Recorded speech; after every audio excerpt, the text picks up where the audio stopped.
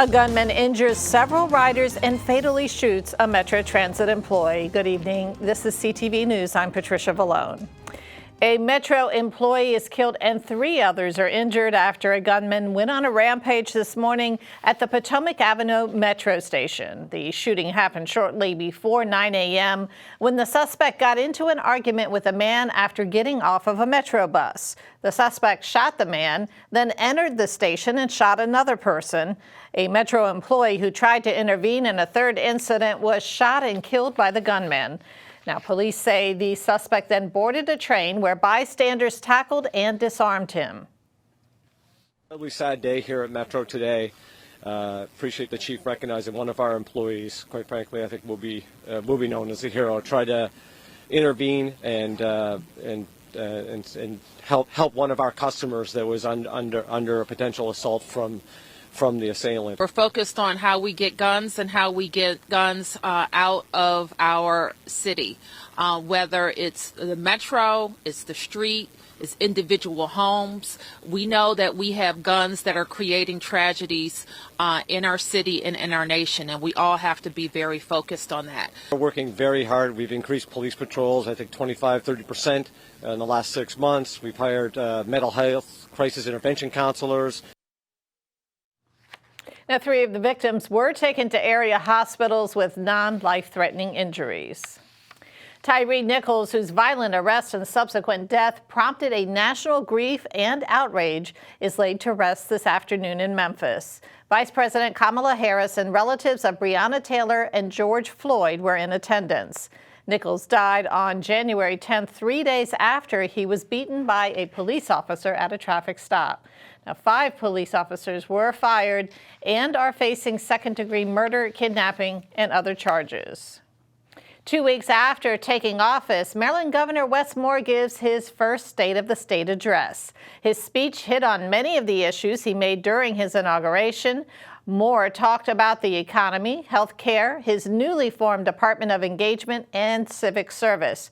And he also made a bold and ambitious promise to end childhood poverty in Maryland. No group deserves our help more than the children of Maryland. In a state with the highest median income in the country, 1 in 8 of our children live in poverty. How can we expect to fill their minds with ideas if they can't fill their stomachs with food? How can they rise above their station if their life is a constant state of deprivation? We can and we will end child poverty in the state of Maryland. And that mission begins this year, right now, and during this legislative session. And Governor Moore also touted his recent fiscal budget proposal that calls for historic levels of funding to education. You're watching CTV News. I'm Patricia Vallone. We will be back with more after the break. We've been here for more than 36 years, at the forefront of a quest that many consider science fiction. To understand the prevalence of life in the universe, because the discovery of life beyond Earth will lay the framework for humanity's next steps to the stars. We are the SETI Institute.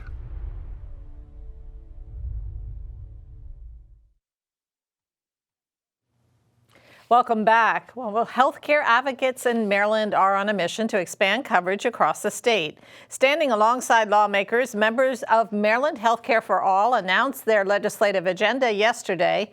Among the key items, a measure that would allow undocumented immigrants living in Maryland to get coverage.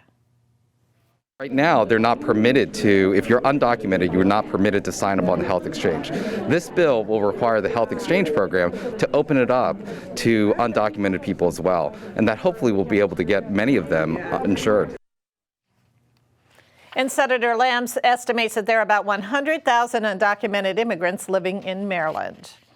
Well, a state Senate committee gets a briefing this afternoon about the blueprint for Maryland's future. The measure, which increases state education funding by nearly $4 billion a year, was created to help improve the quality of education for all children, especially those historically underserved.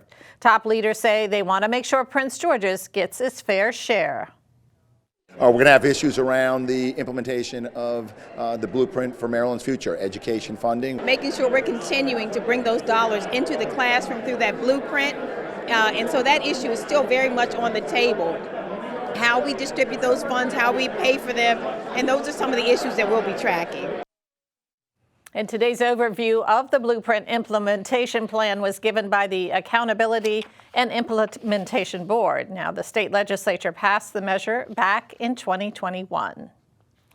Former Maryland Governor Larry Hogan says he is giving very serious consideration to a presidential run in 2024.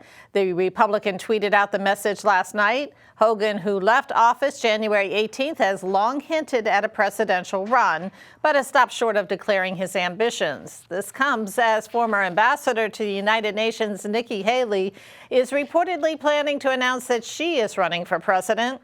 So far, Donald Trump is the only Republican to officially jump into the race. Laurel police are looking for a man who sexually assaulted a woman at gunpoint. This all happened in the 6900 block of Anderson's Way around 6 a.m. yesterday. Police say the gunman forced himself into the victim's car and sexually assaulted her. The suspect was wearing all black, including a ski mask. Really, we're just looking to the public for any information. If there were any witnesses, anyone at that time in that area who thinks they saw or heard something, anything at all. And then, of course, if there was anybody with cameras, I know there's lots of Ring cameras, doorbell cameras, anything at all, we're strongly encouraging the public to come forward. And anyone with information on the incident is asked to contact Laurel Police. Still ahead, the city of Bowie is highlighting local artists from a local university. We'll have details after the break. Hey, Simon Bugs here, and coming up, I'll be talking about a great high school basketball game that was played last night, and a member of the UMD women's basketball team gets consideration for a major award. Stay tuned. If I could be you, and you could be me for just 1 hour. If we could find a way to get inside each other's minds. Walk a mile in my shoes. Walk a mile in my shoes. Well, before you abuse, criticize, and accuse. Walk a mile in my shoes. Well, major federal dollars are coming to Prince George's to help make roads safer. The county has been awarded $21.25 million in grant money from the Biden administration. The money is part of the Safe Streets and Roads for All program, which is designed to help improve safety on roads and crosswalks. The city of Greenbelt taps a woman for its new diversity position, rather. Tyra Smith will be the city's first ever diversity, equity, and inclusion officer. Smith will work with top city leaders on creating programs related to diversity for city employees, as well as for residents. The Virginia native holds degrees from Radford University and Texas A&M. Well, mark your calendars. The County Board of Education is looking for the community's input on next year's operating budget. 2 public hearings are set for tomorrow, February 2nd, and Monday, February 13th. The board will host work sessions beginning at 5 p.m., and the hearings will start at 7 p.m. A vote on a new budget is slated for Thursday, February 23rd. The city of Bowie has kicked off its tri-annual exhibition featuring art from students, staff, and faculty at Bowie State University. The city is partnering with Bowie State to celebrate and promote public art in the community. She's basically a sunflower, and she's blooming and turning to her light, and coming up out of her darkness. I'm really, really grateful to have the experience to be a part of something with my school, getting active with something that I know inside and out, or I'm coming to know inside and out. It's very important for the city of Bowie to be able to showcase not only that we are a city that invites artists and it's an opportunity for artists to thrive, but to give artists the opportunity to share their work with the community. Not only does it beautify City Hall, but as well as the city as a whole. And we're so excited that artists are willing to come from all over the DMV to participate in our gallery.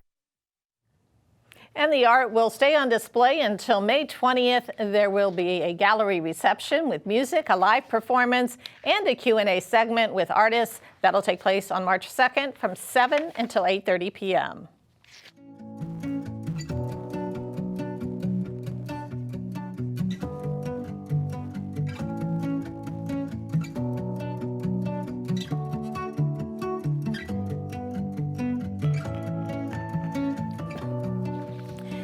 Well, now it's time for your pet of the week. Meet the cool, calm, and collected brown tabby, Winston.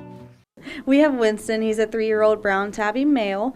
He is extremely loving and sweet. He is definitely very laid back and calm, so he doesn't have a lot of energy. He would definitely do well in a household with maybe just adults or a couple who works from home, but definitely not any kids, anything like that. He wouldn't thrive in a loud household. He's definitely very laid back, very quiet, calm, just likes to cuddle up all day. If you'd like to adopt Winston or any other pet, just call 301-780-7200.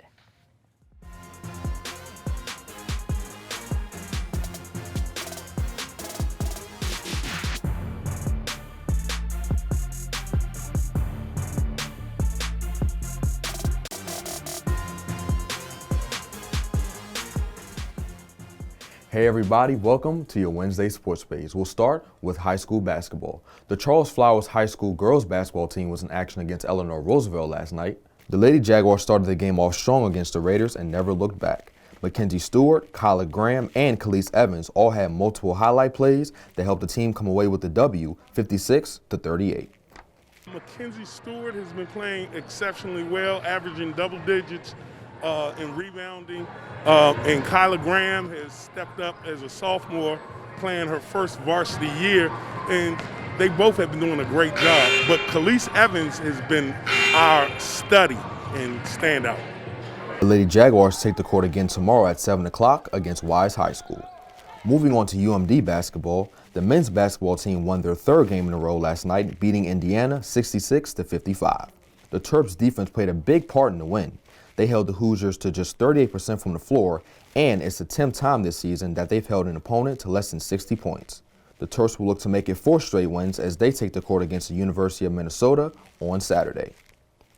And finally, Diamond Miller, shooting guard for the Lady Terps, has been named to the Ann Myers Drysdale midseason top 10 watch list. The Drysdale Award is presented to the nation's top shooting guard. This is the second season in a row that Miller has been named to the watch list. Miller is currently averaging 19 points and 6 rebounds. And she has scored double-digit points in 20 of 21 games this season and has led the Lady Terps to 4 wins over top 25 teams. And that is your Wednesday Sports Page. Simon Buggs, CTV Sports. Well, we finally got our first snow of the winter season, a light dusting measuring just under an inch. The snowfall began early this morning, but skies cleared by midday. Tonight, temperatures will fall to a low around 26 degrees. And the weather forecast for Thursday, mostly cloudy with a low around 29. Friday, mostly sunny, reaching a daytime high near 34 and an evening freezing low of near 15 degrees. Saturday, sunny and clear with a high near 31. Now for your community calendar, attention Laurel residents. Council Chair Tom Dernoga is hosting a community forum tonight regarding the updates on the University of Maryland Laurel Medical Center. Representatives will address your questions or concerns. The virtual meeting starts at 7 p.m. Advanced registration is required. For more information, send an email to the address on your screen. And that wraps up our newscast. Thanks for joining us. We'll see you again tomorrow. Have a great night.